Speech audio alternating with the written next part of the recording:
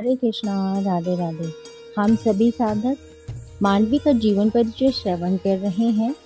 गतांग से आगे सारी तैयारियां हो गईं।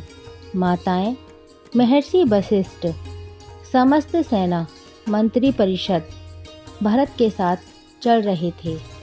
मांडवी के कहने पर भरत ने उर्मिला को भी साथ ले लिया। एक रथ पर तीनों माताएं और मांडवी के साथ उर्मिला और श्रुतकीर्ति चल दी।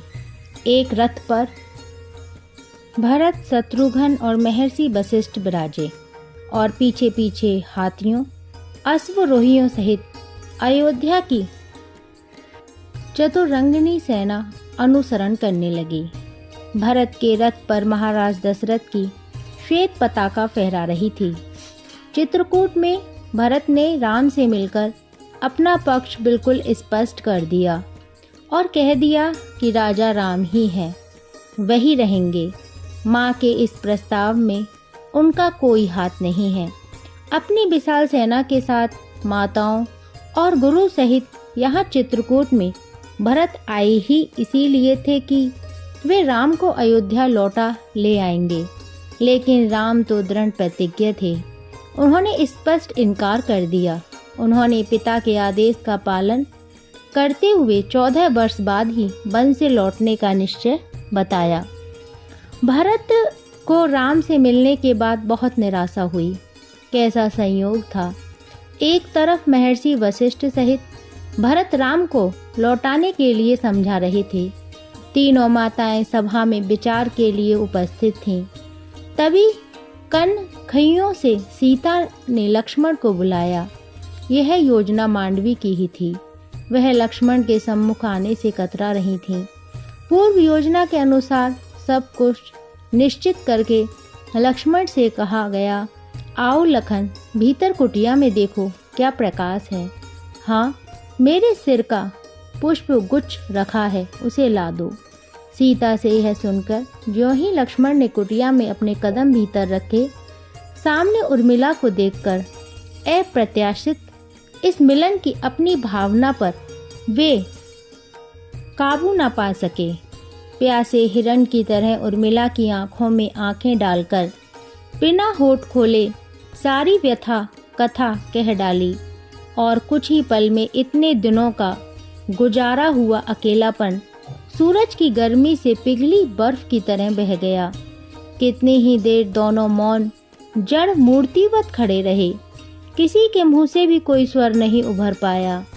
उनके स्पंदन का प्रमाण केवल आंखों में लहलहाता जल था, जो एक उत्ताल नदी की तरह हिलोरे तो ले रहा था पर ढुलककर नीचे नहीं गिर रहा था। कैसा विचित्र दृश्य था। लक्ष्मण ने उर्मिला के हाथ को अपने हाथ में लेकर बहुत देर तक उसकी भाषा सुनने का प्रयास किया, लेकिन बार बार ध्वनि तरंगें एक ही शब्द दोहराती रहीं, दायित्व के सामने भावुकता त्याज्य है। मिलन की यह अल्प बड़ी भी समाप्त होने को आ गई। कितना सुख मिला इन दो विरही आत्माओं के परस्पर मिलने पर, और इससे भी अधिक सुख मिला मांडवी को, जो उर्मिला को अयोध्या से यहाँ लाई ही केवल इस एकमात्र प्रयोजन के लिए थी कि एक विरहिणी अपने प्रिय को नेत्रों के सामने देखकर दुख के चक्र से बाहर आ जाएगी। कुछ पल के लिए उर्मिला ने यह अनुभव भी किया, किंतु जब यह ज्ञात हुआ कि ज्येष्ठ राम ने अयोध्या लौटने के लिए मना कर दिया है, वे अवधि समाप्ति के बाद ही अयोध्या आएंगे, कुछ क्षण के लिए खिला उर्मिला का मुखमंडल फिर मुरझा गया। अब वह एक लंबी विरह अवधि के बारे में सोचती हुई स्वयं को उसके लिए तैयार करने लगी। जब मांडवी ने यह सुना कि ज्येष्ठ राम ने वापस लौटना अस्वीकार कर दिया है, तो उसके मन को भी गहरी चोट पहुंची। अभी तक वह इस भ्रम में स्वयं को डाले हुए ही थी कि यह संकट शीघ्र हल हो जाएगा। पूज्य ससुर महाराज तो दिवंगत हो चुके हैं, वह तो वापस नहीं आएंगे, लेकिन यदि राम ही वापस आ गए तो निश्चय ही शेष सारी व्यवस्थाएं सही हो जाएंगी और अयोध्या में एक बार फिर प्रसन्नता की लहर दौड़ पड़ेगी। किंतु अभी अयोध्या के भाग्य में यह सुख कहाँ था। राम किसी भी प्रकार लौटने के लिए तैयार नहीं थे। तब निराश भरत ने अंतिम प्रयास करते हुए कहा, भैया यदि स्वयं माता कैकेयी आपसे चलने के लिए कहें तो भी नहीं प्रिय भरत, क्योंकि प्रश्न मर्यादा का है, धर्म का है, और धर्म कहता है कि मुझे अब 14 वर्ष तक पिताश्री की आज्ञा के अनुसार वन में रहकर अवधि पूरी होने पर ही अयोध्या लौटना है। लेकिन यह राज्य तो आपका है भैया, मैं इसका अधिकारी नहीं। तब फिर यह व्यवस्था कैसे होगी? मैं तुम्हारी पीड़ा समझता हूँ भरत, लेकिन मेरी बाध्यता को समझने का प्रयास करो। कैकेयी का प्रयास भी विफल गया। राम ने सभी के प्रस्ताव का सम्मान हुए कहा कि संसार में सब कुछ मनुष्य के अधीन नहीं होता, कुछ काल के अधीन भी होता है। संयोग का अंत वियोग और जीवन का अंत मृत्यु होती है। जिस तरह जो रात बीत गई वह वापस नहीं लौट पाती, उसी प्रकार न पूज्य पिता लौट सकते हैं और न उनके आदेश को लौटने का साहस हम कर सकते हैं। लेकिन हे राम, आप ही मेरी माता के कलंक को धोकर पिताजी को भी निंदा से बचा सकते हैं। आप लौटकर यह राज्य स्वीकार करें, और यदि आपने ना लौटने की हट ही रखी तो मेरा भी यह कथन है कि मैं आपके साथ वन में रहूंगा। मैं भी 14 वर्ष गृहस्थ का परित्याग करके तपस्वी का जीवन बिताऊंगा। राज्य जिस प्रकार आपके लिए त्याज्य है, आपके बिना मेरे लिए भी उसमें कोई आकर्षण नहीं। मैं इतिहास में ऐसे व्यक्ति की तरह प्रसिद्धि नहीं पाना चाहता जिसके कारण पिता को मृत्यु का वरण करना पड़ा हो, ज्येष्ठ भ्राता को वन आना पड़ा हो और फिर भी वह राज्य सिंहासन पर आरूढ़ हो गया हो। मेरा सारा सुख आपके चरणों की सेवा करने में ही है। इससे अलग मैं किसी सुख की कामना नहीं करता। तुम मेरे लिए लक्ष्मण से भी अधिक प्रिय हो भरत। तुम तो मेरे बाद ज्येष्ठ हो, अतः मेरे अयोध्या लौटने तक तुम्हें ही राज्य संभालना पड़ेगा। तो फिर राज्य मत कहिए, राज्य व्यवस्था का संचालन तो आप ही करेंगे। मैं तो आपका स्थानपन्न होकर आपके आदेश अनुसार केवल व्यवस्था देखूंगा। चलो, मुझे यह स्वीकार है। तो फिर लीजिए यह चरण पादुकाएं। पीछे से मांडवी ने आकर स्वर्ण पादुकाएं जो भी राम के लिए अयोध्या से लाए थे राम के चरणों के सम्मुख रख दी और वह स्वयं 2 कदम पीछे हट गईं। अब भरत ने कहा, आप इन पर अपने चरण रखकर पांव की मोहर लगाइए ताकि आपकी प्रतीक ये पादुकाएं सिंहासन पर रखकर मैं आपके आदेश का पालन कर सकूं। आपकी अनुपस्थिति में ये ही संपूर्ण जगत के योगक्षेम का निर्वाह करेंगी।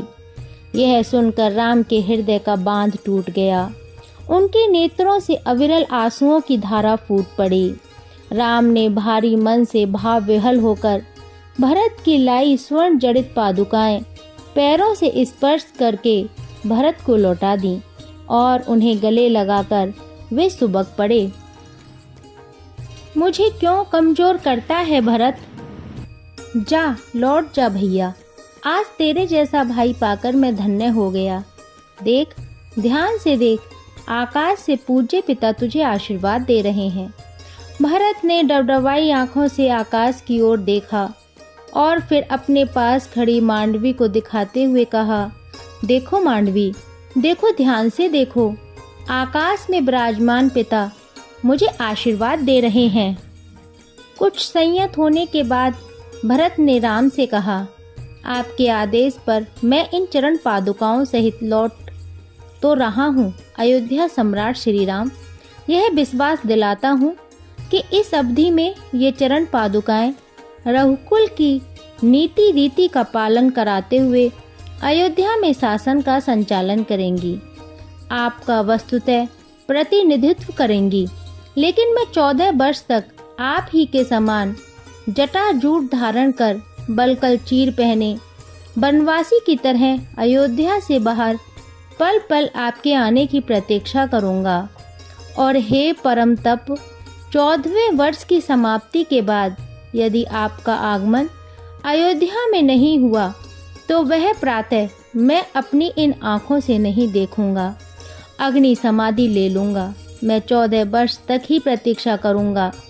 उसके बाद पल भर का विलंब भी नहीं सह सकूँगा। मैं यह शरीर त्याग दूँगा। मैं भी भाई लक्ष्मण की तरह वैराग्य का वर्ण करते हुए तपस्वी जीवन बिताऊंगा। आपके आने के बाद ही गृहस्थ सुख का भोग करूंगा। मांडवी, जो अभी तक मौन इस पूरे क्रियाकलाप को देख रही थी, यह सुनकर स्तब्ध रह गईं। लेकिन साथ ही साथ उसे अपने पति पर, उनकी धर्मनिष्ठा पर, कर्तव्य परायणता पर तथा संस्कार संपन्नता पर गर्व हो उठा। राम ने भरत का यह संकल्प सुनकर दुख भी व्यक्त किया, लेकिन साथ ही साथ उन्हें आश्वस्त किया, ऐसा ही होगा मेरे महात्मा भाई भरत। मैं 14 वर्ष की अवधि समाप्ति की संध्या पर ही तुम्हारे पास लौट आऊंगा। इसमें क्षण भर का भी विलंब नहीं होगा, यह विश्वास रखो। जहां मुझे पिता के ना होने का असहनीय कष्ट हुआ, वही तुम्हारी अपने प्रति निश्चल भक्ति देखकर मैं गर्व कर रहा हूँ कि मुझे तुम जैसा समर्पित भाई मिला। मेरा आशीर्वाद तुम्हारे साथ है भरत। राम ने भरत को उसकी इच्छानुसार स्वर्ण पादुकाएं देकर अयोध्या लौट जाने के लिए कहते हुए यह शपथ भी दी कि मेरी अनुपस्थिति में तुम माता कैकेयी की रक्षा करना। भरत जिस आशा से चित्रकूट गए थे वह तो पूरी नहीं हुई, लेकिन एक विश्वास लेकर लौटे कि राम के मन में उनके प्रति कोई मलिनता नहीं है। उन्होंने अपना पक्ष स्पष्ट कर दिया। लौटकर जब एक बार फिर भरत महर्षि भारद्वाज के आश्रम में ठहरे तो महर्षि ने सत्कार करते हुए भरत से कहा, तुम सौभाग्यशाली हो भरत। तुमने अपने पिता महाराज दशरथ को सब प्रकार के ऋणों से उऋण कर दिया। जिनके तुम जैसा धैर्य प्रेमी और धर्मात्मा पुत्र हो, वे जन सौभाग्यशाली होते हैं। तुमने तो अपने सत्कर्म से माता कैकेयी के पाप का भी प्रक्षालन कर दिया, क्योंकि जिस पाप का प्रायश्चित होता है वह कटु पाप नहीं रहता। पाप वही होता है जिसका प्रायश्चित नहीं होता। तुम्हारी माता भी तुम जैसे पुत्र को जन्म देकर धन्य हो गईं। जाओ वत्स, तुम्हारी कर्म भूमि अयोध्या तुम्हारी प्रतीक्षा कर रही है।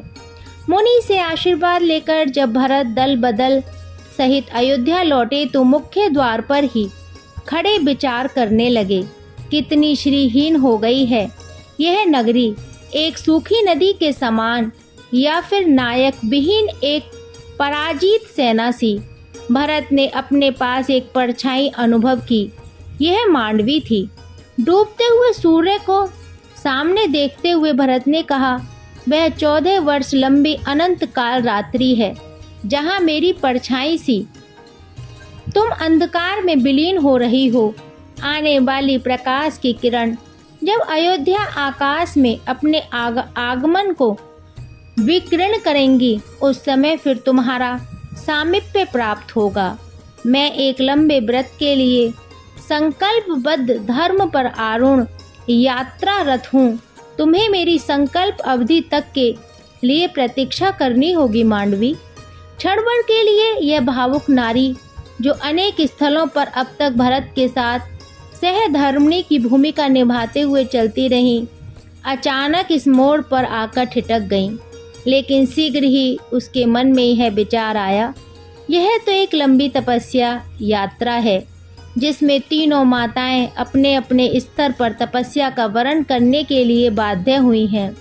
ज्येष्ठ राम, बहन सीता और लक्ष्मण वनवास करते हुए तपस्वी जीवन बिताने के लिए अभिशप्त हुए।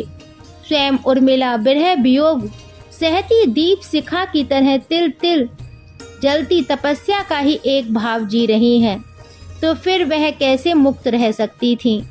वह भी तो इस राज परिवार का एक हिस्सा हैं और इस समय महत्वपूर्ण भी, क्योंकि विनाश की यह सुई भरत को केंद्र में रखकर घुमाई गई है और वह भरत के साथ जुड़ी हैं।